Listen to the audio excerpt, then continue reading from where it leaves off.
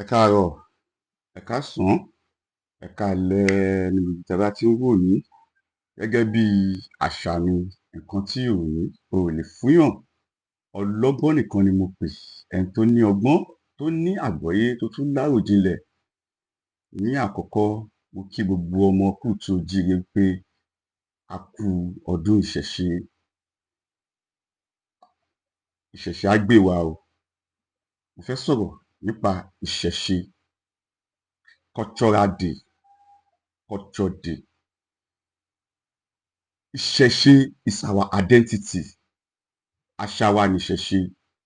Gbogbo àwọn igba irúnmọlẹ̀ pátá tí wọ́n rọ̀ wá sílé ayé, gbogbo wọn pátá tí wọ́n rọ̀ wá sílé ayé ni a máa ń bọ ní ilẹ̀ Yorùbá, la máa ń ṣe ọdún wọn. Òun ló ń jẹ́ ìṣẹ̀ṣe. It's our identity. Identity wa ni ìṣẹ̀ṣe. Ẹ má jẹ́ kí ẹnìkan wá da ojú ìṣẹ̀ṣe bolẹ̀. We are losing it. A ti ń lose ẹ̀. A ti ń lose ẹ̀. A ti ń lose identity wa because ìṣẹ̀ṣe is part of our identity. Mo sọ nínú program mi kan pé tí ẹ bá lọ wo nǹkan tí wọ́n ń pè ní ilẹ̀ Yorùbá gangan, a ju country lọ, a ju orílẹ̀-èdè lọ. Identity wa ni ìṣẹ̀ṣe. Ibẹ̀ kọ́ ni mò ń lọ. Ìṣẹ̀ṣe, ẹ rí ààrẹ tó wà ńbẹ̀ yìí, mo sọ ní àná, gbogbo ẹ̀yin tí ẹ bá máa ṣe ìṣẹ̀ṣe pátá, ìwúre yín, nǹkan tó yẹ kó pọ̀ jù nínú ìwúre yín ni pé ẹ̀mí gígùn àti àlàáfíà ara kí Ọlọ́run Olódùmarè bá jogún ẹ̀ fún ààrẹ yìí. Game changer. Má fi etí politics gbọ́ ọ̀rọ̀ mi o. Má fi etí tribalism gbọ́ ọ̀rọ̀ mi o. Má fi etí religious gbọ́ ọ̀rọ̀ mi o. Má fi etí western education gbọ́ ọ̀rọ̀ mi. Just be yourself. Kó lọ ka ìtàn nípa láti ìgbà tí wọ́n ti gbé democracy dé. Báwo ló ṣe ń ṣẹlẹ̀? So ààrẹ yìí ti wá wà ń bẹ̀ ìsinyìí. Kò tí ì lo ọdún méjì pé ẹni kò ṣe é da, kò ṣe é re. Ẹ̀yin lo 8. Lẹ́yìn ẹ jẹ́ kó ṣe é tán. Táwa wò bóyá ó dàbí kò dáa. Ìkan tó máa dùn mí jù fún ni pé gbogbo ẹ̀yin ọmọ ilẹ̀ Yorùbá pátá, gbogbo ẹ̀yin ọmọ kóòtù oòjíire pátá, ní tìtorí pé kíní kan dà mí lẹ́yìn máa fọlágbó àbí nítorí politics, ẹ wá fẹ́ da ojú ìjọba yẹn fẹ́ dà bolẹ̀. Ẹ̀yin ilẹ̀, thank God, ẹ má bínú ó escape mind mi ni ò torí ọdún ìṣẹ̀ṣe ni. Èwo la ò ní yọ̀ sí, èwo la ò ní yọ̀ sí, bí a ṣe fẹ́ kó rí bẹ́ẹ̀ náà ló rí, èwo la ò ní yọ̀ sí. Wọ́n ti gbé òfin jáde. Mo sọ ní àná pé à ń gbé nílùú tí a ti mọ òfin, àmòfin tó dè wá, àmòfin tó tú wa. Ní àná wọ́n gbé jáde, àwọn ìjọba ti sọ wípé, mo ní social media, àwọn tó máa gbé ṣoríire, congratulation. Ẹ̀yin tó máa gbé lọ ẹ̀wọ̀n, congratulation. Ẹ̀yin tó máa pa, congratulation. Ẹ̀yin tó máa because tí ò bá ti mọ ààlà níbi nǹkan tó ń pè ní privacy èèyàn, tó yẹ pé níbi kí o wá máa trend fake news, níbi kí o wá máa sọ̀kọ́ tí ò rí, níbi kí o wá máa bà tèèyàn jẹ́, níbi kí o wá máa tarnish image èèyàn, níbi kí o wá máa defame èèyàn, ni wọ́n fi ń rówó ìjọba ti ṣòfin sí. Ṣé mo pé ẹ̀wọ̀n ò jìnnà sí ẹ? Kò kí ń ṣàwọn náà ló dédé ṣòfin yẹn o. Àwọn aláwọ̀ funfun ló kọ́kọ́ sọ wípé anybody tó bá ti máa travel, ó máa submit user social media ẹ tó ti lò fún odidi ọdún 5.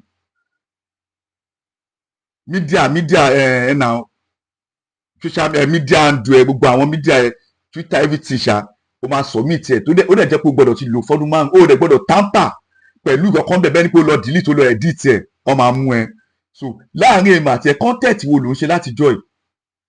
Òun ta bra, òun ta pint, òun wọ̀, òun font ẹ̀, o dẹ̀ mọ̀ pé Ọlọ́run dá ẹ pé kí ló ń promote? Òun mú gbóní online, ó gbé social media, kí ló ń promote?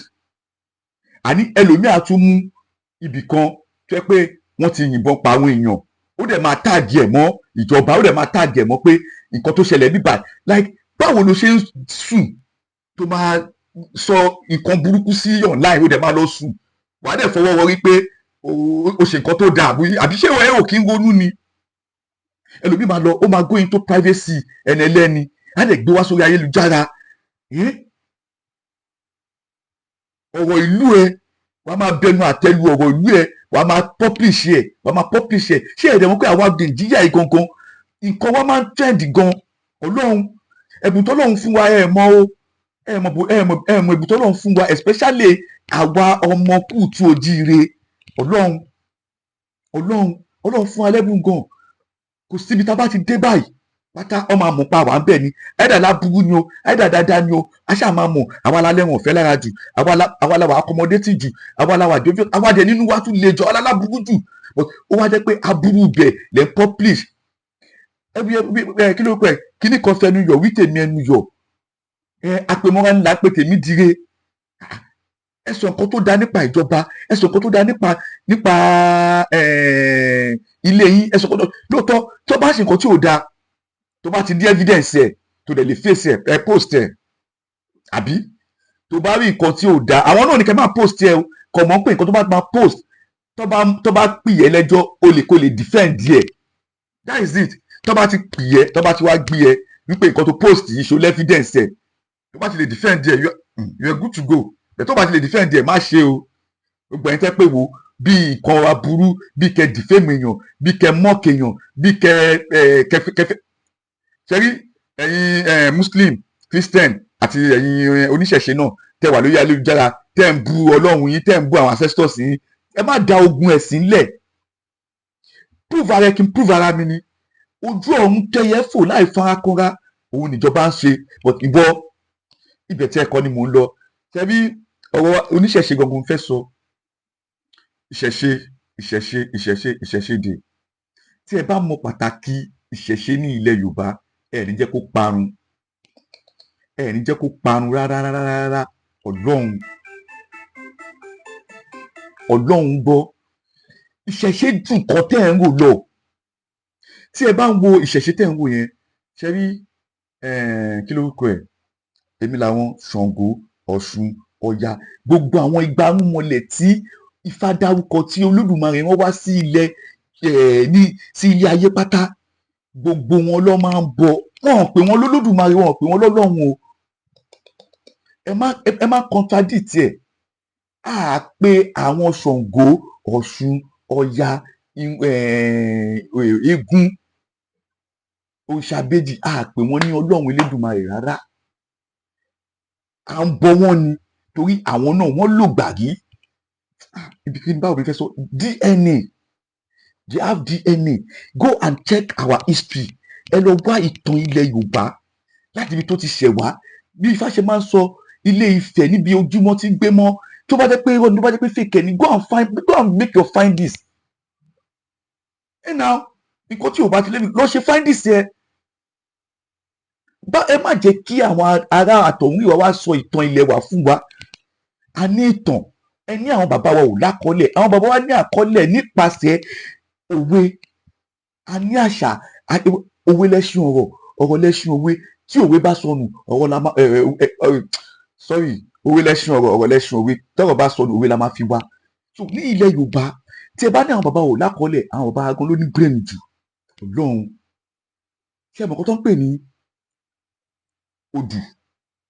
odù is cold tó bá pè nǹkan ní odù is cold àwa gangan la ní best orúkọ tí a fún olódù tó mọ àrè tó ń jẹ́ Ọlọ́run ọba lókè torí òun ni olódù tó mú àrè òun ni God of cold and uncold ṣé ẹ wá tí babaláwo bá da Ifá ọmọ aláwọn tẹ odù Ifá tó bá tẹ odù Ifá yẹn ọmọ wa sọ pé ẹ̀làrọ̀ wá ẹ̀là mean understanding kí nǹkan yé èèyàn òun ló ń jẹ́ ẹ̀là lọ́wọ́ tí ò bá làákò mi ò lè understand so tí babaláwo bá máa kí Ifá odù tó tẹ̀ yẹn á wá ní ẹ̀làrọ̀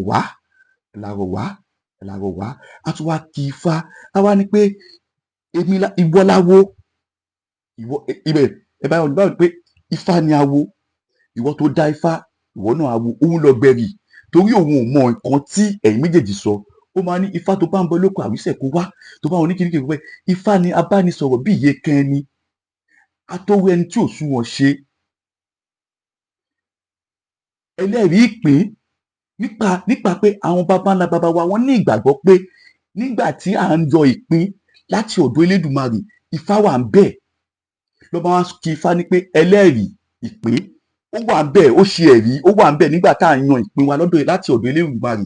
So tó bá wá dá ifá ọmọ wa ní pé atórí ẹni tí ò sunwọ̀n ṣe, abánisọ̀rọ̀ bí iye kan ẹni, ẹ mọ̀ túmọ̀ pé abánisọ̀rọ̀ bí iye kan ẹni, a máa bánisọ̀rọ̀ bẹ́ẹ̀ ni pé iye kan ẹni, atórí ẹni tí ò sunwọ̀n ṣe ẹlẹ́ẹ̀ní pé kí babaláwo tó wá lè kí ifá yẹn síwájú, ó ní láti júbà kó pe ẹ̀là ló máa wá fi òye yé babaláwo àti babaláwo máa fi wá túfá. It's an understanding. This life is mystery. According to nǹkan tí àwọn baba ńlá baba wa mọ̀, tẹ́ bá lọ ṣe research, ẹ máa mọ nǹkan tó pè ní ìṣẹ̀ṣe. It's not a bad thing. Mo ní agbára, ó ní agbára. Báwo ló ṣe lo agbára tiẹ̀? Báwo mo ṣe lo tèmi? Tí wọ́n bá lo agbára tiẹ̀ sí aburú, tèmi lo tọ̀dọ̀ mi sí rere, bí àlọ́ bá lo àbọ̀ ń bọ̀, wọ́n máa kéré nǹkan tí bá ṣe. Tí ẹ bá ti wò pé gbogbo àwọn tó ń ṣe fáṣífáṣí ọ̀n lọ sínú iná, gbogbo wọn lọ, ẹ fi wọ́n lẹ̀, ẹ jẹ́ kó máa lọ. Ìwọ náà àfà, òun kírun, òun lọ àlùjọ, máa lọ. Kìrìsìtẹ́nì náà òun lọ ẹ̀fún, ẹ máa lọ. You don't need to, ẹ ní láti bára yín fà. Ìgbàgbọ́ tiẹ̀ lórí nǹkan ẹnìyẹn, má wá wá síbi kankan wá dá wàhálà lẹ̀. Ẹ jọ̀ọ́, ìṣẹ̀ṣe dè, ìṣẹ̀ṣe á gbè wá o, ìṣẹ̀ṣe á gbè wá. Ẹ ṣàdúrà fún ààrẹ, k'Ọlọ́run bá wa fún ní okun àti agbára kó lè gbé wa dé ilẹ̀ ìlérí. Ẹ má lùdà òfin o, ẹ má lu ìdà òfin. Mo ń bọ̀, ìrètí dè.